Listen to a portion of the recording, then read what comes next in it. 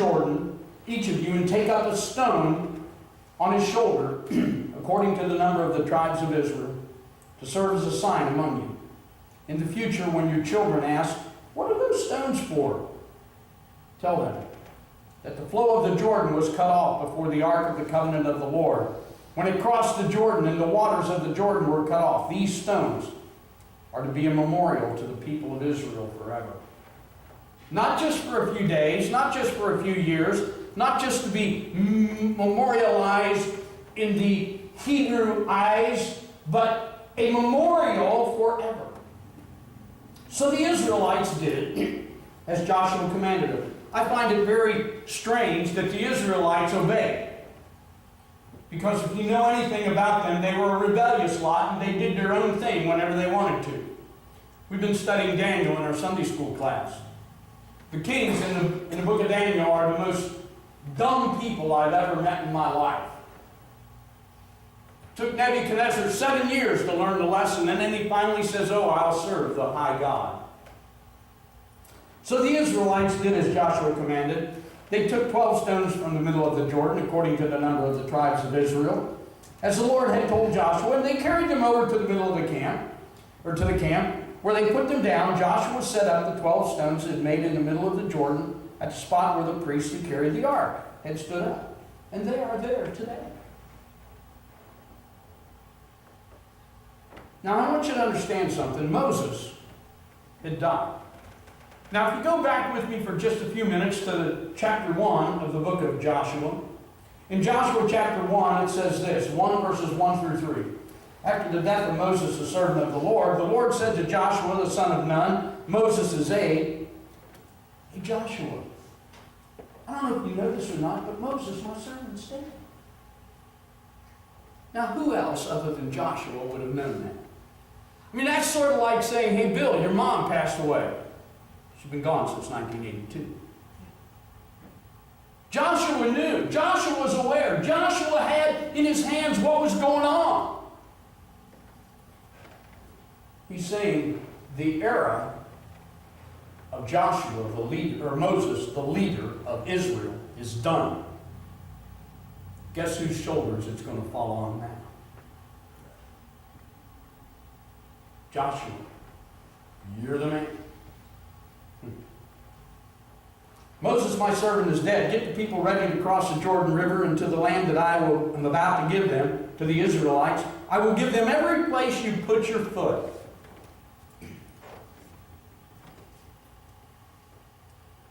I want you to see this picture. 40 years the Israelites stayed in the wilderness because 10 outvoted 2. Because 10 outvoted God. God said, go spy the land out, come back, bring a report, let's go in and take it. 10 of them said, oh, we can't do that. We're so small in their sight. How big is your biggest problem? If God's not bigger than it, then our God's not big enough to be our God. God is God, regardless of what your problem looks like. Your problem may be finances. God is bigger than that financial problem. Your problem may be physical. God is bigger than that physical problem. Your problem may be relational, between your family. Oh, I've never known that to happen.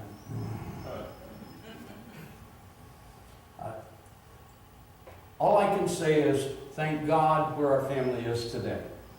Because we went through some times in our family when every time our 3 girls got together, I held my breath and prayed for 14 hours. If we were together 14 hours, I prayed that. Because I was afraid one would say the wrong thing and the other 2 gang up on one. It didn't matter which way it went. But I'm just grateful that my children could come back to where they were as kids. There's just one problem. There's just one problem. The Jordan River was at flood stage, and the Jordan River separated them from the Promised Land. Now, isn't it just like God? After 40 years of letting the children of Israel die off, a new generation and only two of the old generations going into Promised Land. Joshua and Caleb. You know why they get to go in? Because they came back and said, we can do it. Let's go. You know what frustrates me more than anything else? Somebody looking at a problem and saying we can't do it. If our God, we just sang about what a mighty God we serve. What a mighty God we serve. And we sing that with enthusiasm. But do we mean it? Is He really a mighty God? Is He able to divide the Red Sea? Is He able to stop the flow of the Jordan? Is He able to feed the children for 40 years? Is He able to bring us through? David wrote the greatest song in the world for the church alive today. Yea, though I walk through the valley of the shadow of death, I'll fear no evil, for I'm going through with God. I can see the children of Israel going through the Red Sea. Pharaoh on their tail. Wilderness before them. And a great big sea in front of them. We can't go over that, but we're going to follow Moses. Moses is in the water. I don't think we're going to drown and die. But yea, though I walk through the valley of the shadow of death, I will fear no evil, because you, God, are walking with me. Well, water's up to my ankles, Lord. What are you going to do? Lord, when you stop asking God what He's going to do and do what He told you to do, you'll get out of the doo-doo and go through the water, and you'll get to the other side. I know. I'm not the typical preacher that you think ought to be preaching this type of message. But let me tell you what, I get excited. And then after all of this, God instructed Joshua to do something really strange. Take those same 12 men and go out in the middle of the Jordan where the ark is standing and put 12 more stones as an altar and a memorial in the middle of the river. If Andrew were here, he could tell you, when I took him to the river and we baptized him, I gave him a rock, a big rock, and we wrote his name on it. And when I took him down under the water, I said, no, I told him before I took him under the water. When you get under the water, drop that rock. Huh? Because if the devil ever comes to you and says, nah, that wasn't any good, you just send him right back to the old DuPage River where we baptized him, and you tell him to find that rock because it's there with his name on it. It's called a point of reckoning. Mr. Lewick and Jack back there, they fly. Mr. Lewick and Mr. Ellingham are pilots. And I know there's one term that they know real well. It's called point of reckoning. It's a landmark that you know. Especially if you're flying without instruments. You've got to have a point of reckoning. And that rock in the water is a point of reckoning. Those 12 stones are a point of reckoning for the children of Israel. But it's in the middle of the river. Who's ever going to see it?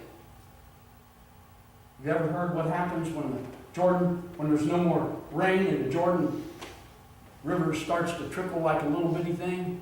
And then all of a sudden, out in the middle of the river, there's this pile of rocks, and people go, wow, the Jews were here. You see, in the middle of our trying struggles, I tried to get this across to the kids just a little bit ago. All of a sudden, the people see that pile of stones building up within us, and they go, wow, those Christians were here.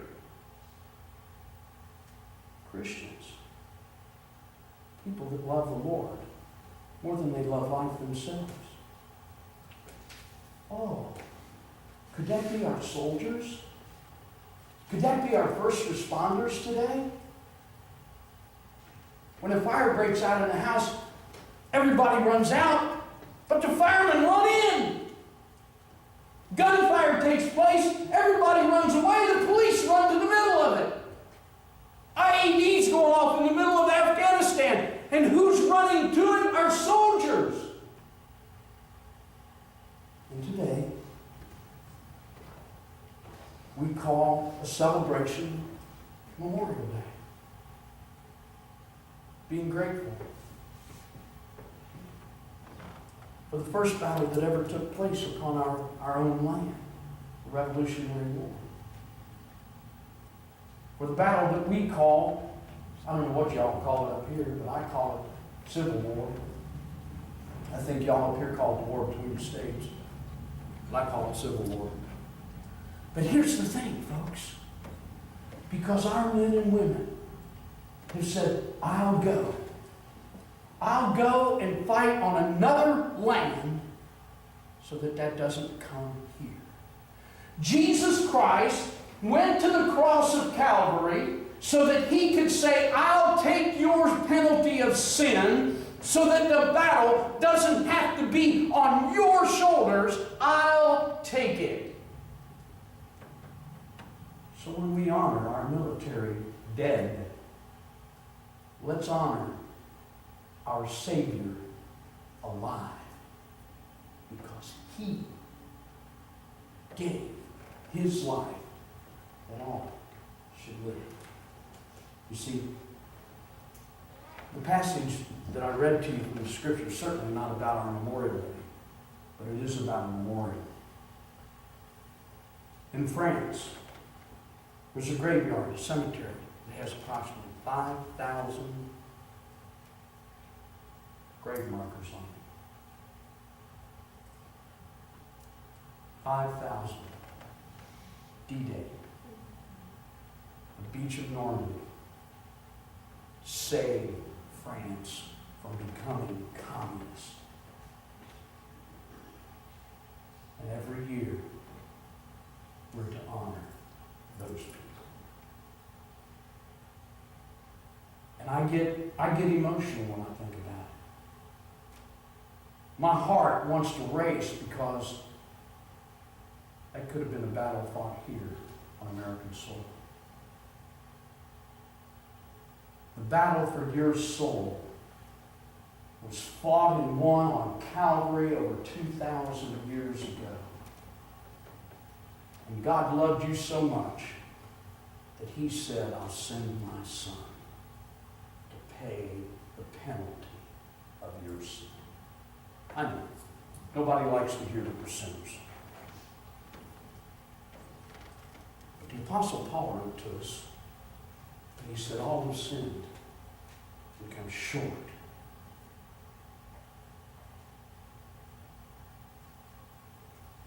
It's like me trying to jump up and change that light bulb. Man, I fall short. You get a ladder, still ain't going to make it. Hey, Jack, we tried, didn't we? We did it, but it was tough to change those light bulbs right back there. Jack had to go up the extension ladder, and I had to hold it, and he's up there, and he's thinking, boy, if that dumb preacher lets go of me, I'm toast. I talked him into going up, and not him holding it. I wasn't dumb, was I? But you see, the Bible says all have fallen short. All have sinned.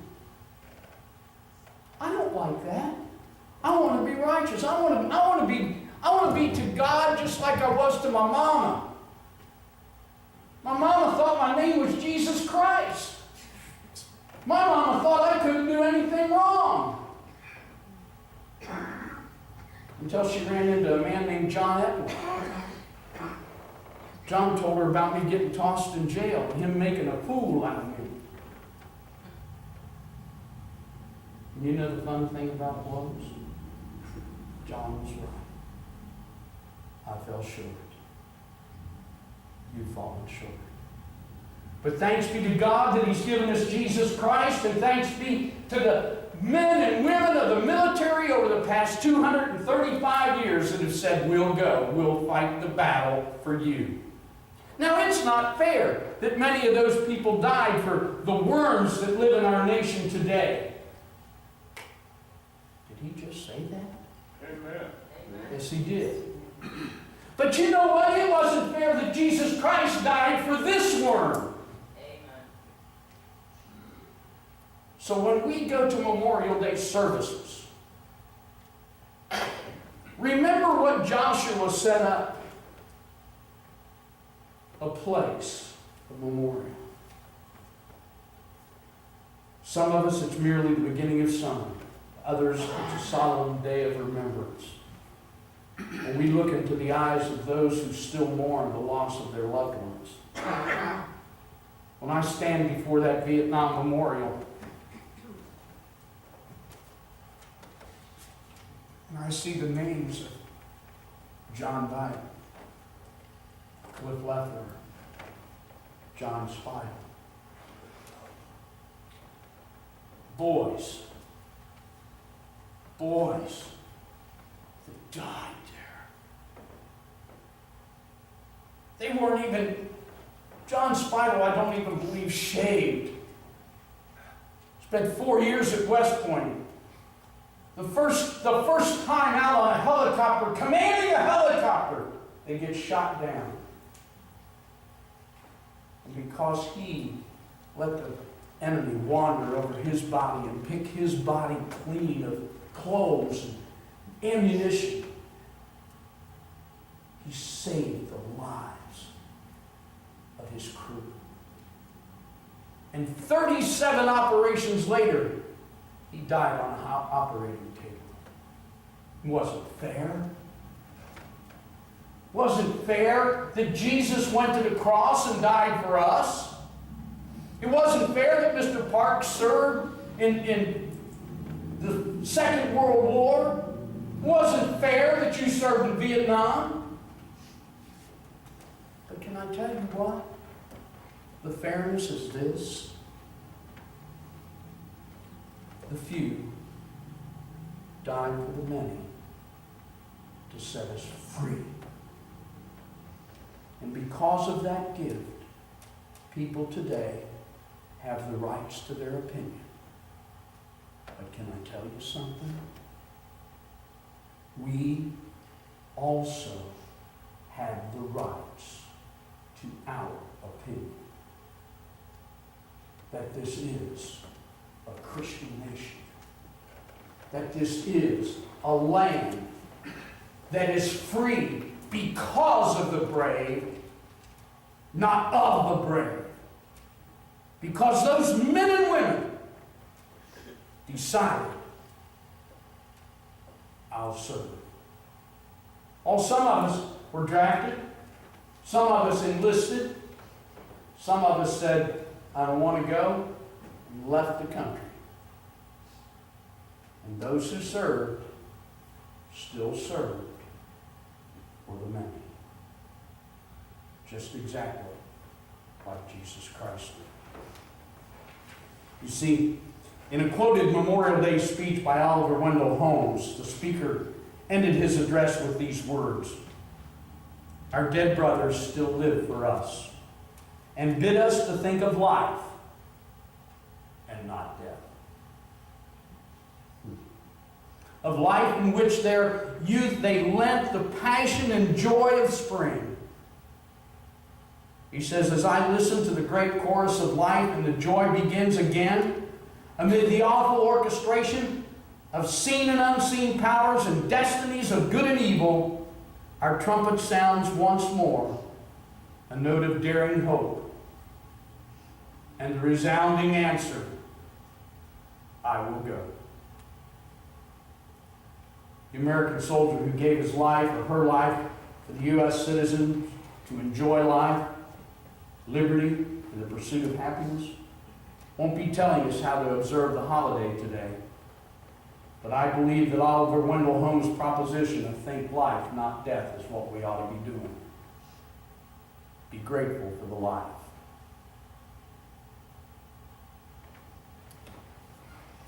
For unless we go back to 2 Chronicles 7:14, and I'm going to quote this verse, and I want you to hear it carefully. If the people that are called by my name, that's me, that's you. If the people that are called by my name will humble themselves and pray, that's me, that's you.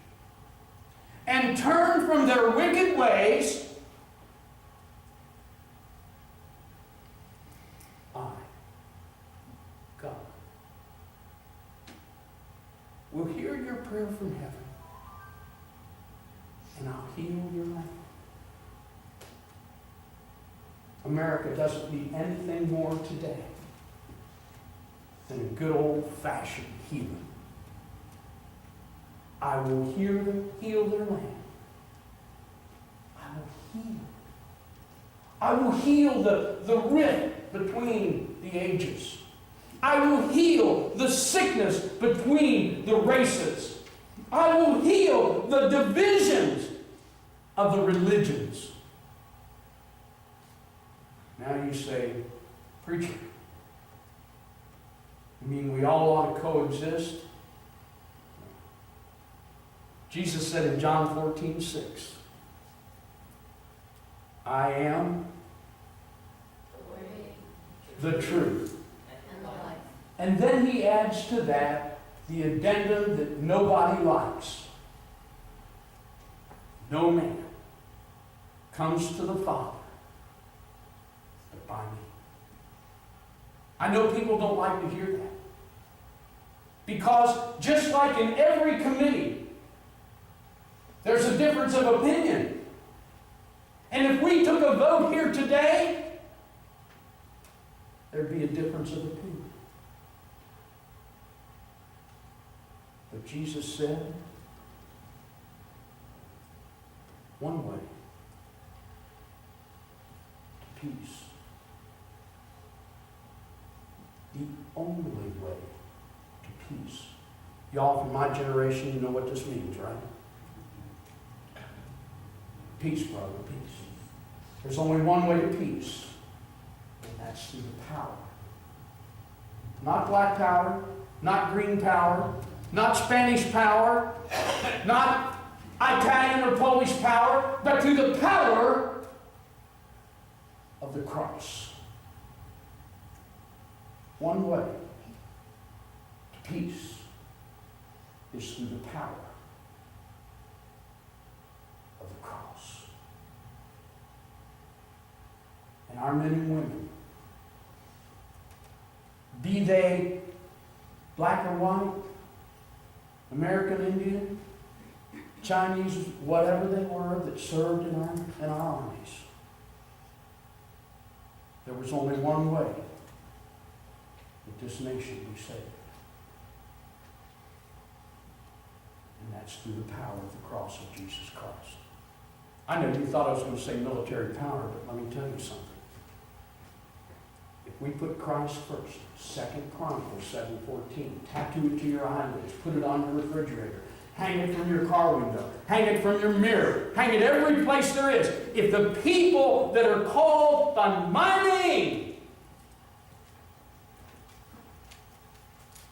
I declare I'm a Christian and unashamed.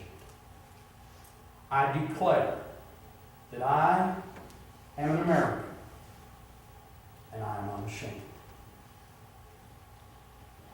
We're going to end this service different today. Would you stand with me?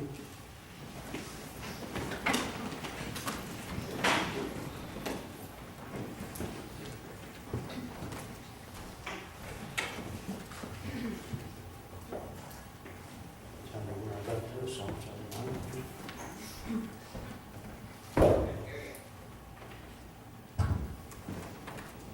I pledge allegiance to the flag of the United States of America and to the republic for which it stands, one nation, under God, indivisible, with liberty and justice for all. You're dismissed.